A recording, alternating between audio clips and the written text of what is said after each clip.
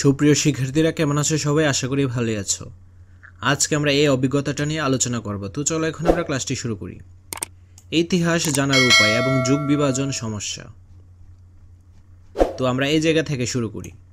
সরোবরে বিকশিত কমল নিকর, এর অর্থ একটি জলাধারে কমল বা পদ্ম ফুল ফুটে আছে। মধু লাভে এলো তথা অনেক ভ্রমর, সেখানে মধু সংগ্রহে কয়েকটি মৌমাছি বসল। প্রতি পদ্মে বসি ভ্রমর যুগল, প্রতিটি পদ্মে দুটি করে ভ্রমর বসল। অলিহীন রহে তবে একটি কমল, এতে একটি পদ্ম ফাঁকা রইল। এক এক ভ্রমর বসে প্রতিটি কমলে, অন্যদিকে প্রতিটি পদ্মে একটি করে ভ্রমর বসলে। বাকি রহে এক অলি সংখ্যা দেহ বলে, বাকি একটি ভ্রমর ফাঁকা থাকে। তো এখানে দেখো পদ্ম সংখ্যাকে এক্স ধরা হয়েছে এবং ভ্রমর সংখ্যাকে ওয়াই ধরা হয়েছে। তো সমীকরণটা কি দাঁড়ায় দেখো, প্রতিটি পদ্মে দুটি করে ভ্রমর বসলে, প্রতিটি পদ্মে কয়টা ভ্রমর বসবে? 2। তো এখানে 2 লেখা হয়েছে। তারপর এতে একটি পদ্ম ফাঁকা রইল, আমরা এখন -1 দেব। এই যে এটা হচ্ছে একটা সমীকরণ।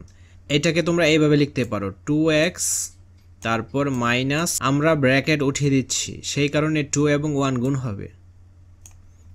এটা হচ্ছে 1 নং সমীকরণ, ঠিক আছে। তারপর অন্যদিকে প্রতিটি পদ্মে একটি করে ভ্রমর বসালে বাকি একটি ভ্রমর ফাঁকা থাকে। তো পদ্ম হচ্ছে x, প্রতিটি পদ্মে একটি করে ভ্রমর বসালে আমরা একটা ভ্রমর বসালাম, বাকি একটি ভ্রমর ফাঁকা থাকে। এখানে ভ্রমর যেহেতু বলছে সেই কারণে এটা হবে প্লাস, ঠিক আছে, এখানে প্লাস হয়ে যাবে।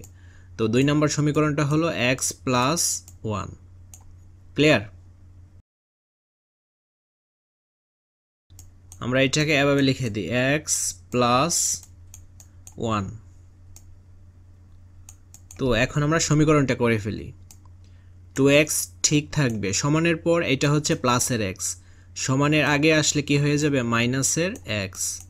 তারপর এটা হচ্ছে প্লাসের 1, সমানের আগে -2, সমানের পরে গেলে কি হয়ে যাবে? প্লাসের 2 হয়ে যাবে। তো এখন দেখো কি হচ্ছে, 2x থেকে x বিয়োগ দিলে হবে x, তারপর প্লাসের 1 এবং প্লাসের 2 যোগ দিলে হবে কত? 3 হয়ে যাবে। তো x এর মান এখানে 3 বের হয়েছে। এখন x এর মান যে কোনো একটি সমীকরণে বসালেই y এর মানটা পেয়ে যাবা।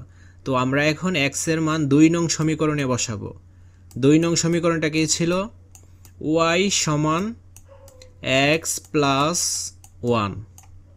তো x এর মান তো আমরা পেলাম 3 আর 1, 3 আর 1 যোগ দিলে হবে 4। এটাই হলো অ্যান্সার, 3 এবং y এর মান কি? 4।